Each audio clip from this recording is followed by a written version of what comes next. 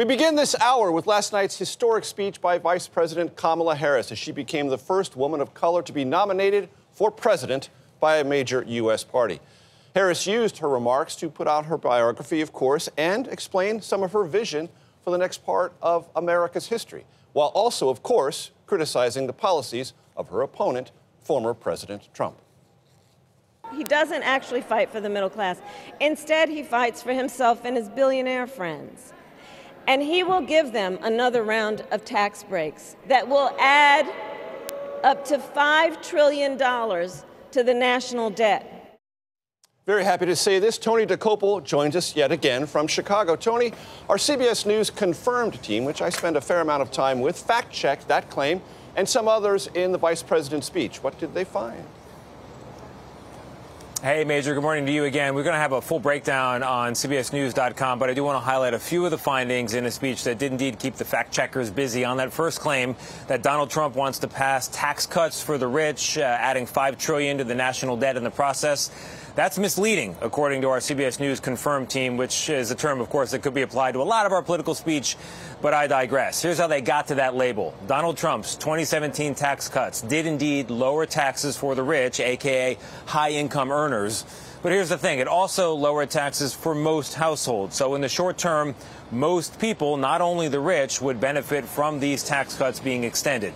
All that, by the way, according to the Congressional Joint Committee on Taxation and the Nonpartisan Tax Policy Center.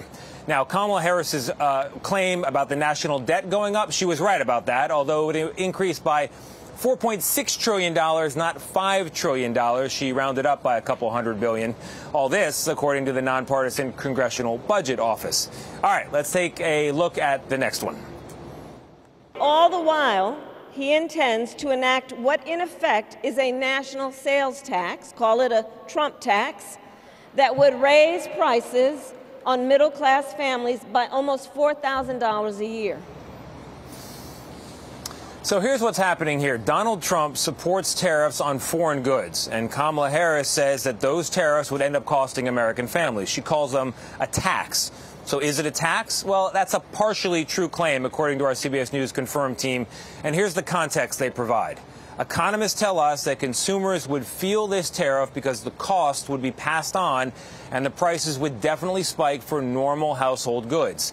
But Harris's numbers are off. That 10% tariff combined with a 60% tariff on Chinese imports will cost about $1,800 per household in 2025. Significant, yes, but not $4,000. All this according to the Nonpartisan Tax Policy Center.